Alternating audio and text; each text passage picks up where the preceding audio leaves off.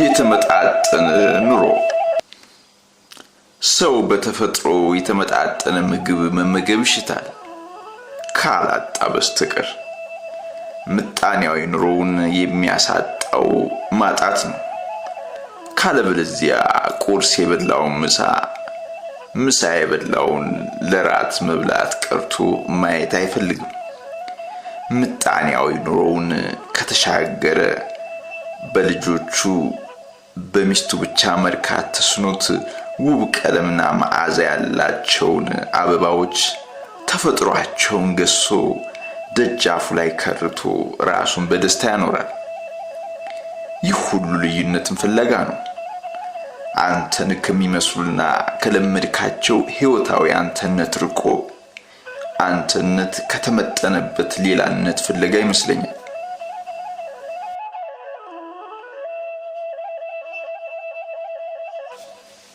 ይህ ማለት አንተ የማትጎላበት ሌሎች ባንተ ምጣኔ ያሉበት የተመጣጠነ ኑሮ ነው። አንተ የምትናገረውን ቋንቋ፣ አንተ የምትኖረውን ባህል፣ አንተ የምትለብሰውን አለባበስ፣ አንተ የምታስበውን ሐሳብ በሚያስቡ ካንተ ከመጣበት ዘር የመጡ አንተ በመታመነው የሚያምኑ በእነዚህ ሰዎች ዙሪያ ተከቦ እንደመኖር ያለ ሌላ ግዞት ቤት በታሪክ አይኖርም።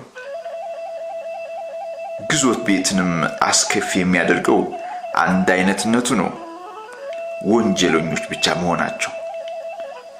ልዩነትን ፍለጋ ሲቃጥቱ ያልፋሉ። መስታወት ፊት እንኳን ቆመህ ደቂቃዎች ካለፉ አንተነትህ ያስጠላህና ቶሎ ከቤት ትወጣለህ።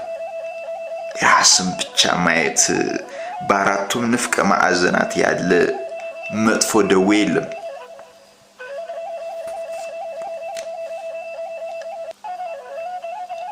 የተመጣጠነ ምግብ የሚሹ ሁሉ የተውጣጣና የተሰባጠረ ሰው ጋር መኖር አለባቸው።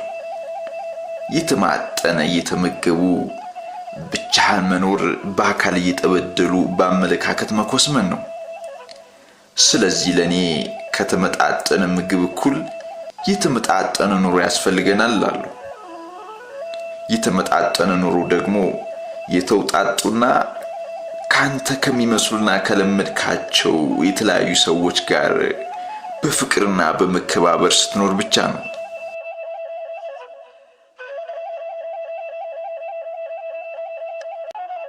የሳይንስ ጠበብቶች የተመጣጠነ ምግብ ተመገቡ የሚሉት አንድ አይነት ምግብ ብቻ መመገብ ጉዳት ስላለው ነው። አንድ ምግብ ውስጥ ሁሉም አይነት ለሰው ልጆች የሚያስፈልጉ ንጥረ ምግቦችን ስለማያካትት ማለት ነው። ምግብ ለሰው ልጆች ሙሉ የሚሆነው ከየዝርያው በአንድ መስሪያ ሲቀርብ ብቻ ነው። ታዲያ ሰውም የተመጣጠነ ኑሮ ኖረ የሚባለው ከየዘሩ፣ ከየእምነቱ፣ ከየባህሉ፣ ከየቋንቋው፣ ከነየባህሪው በሌማተ ኢትዮጵያ ዙሪያ ተሰባስቦ በፍቅር ሲኖር ብቻ ነው።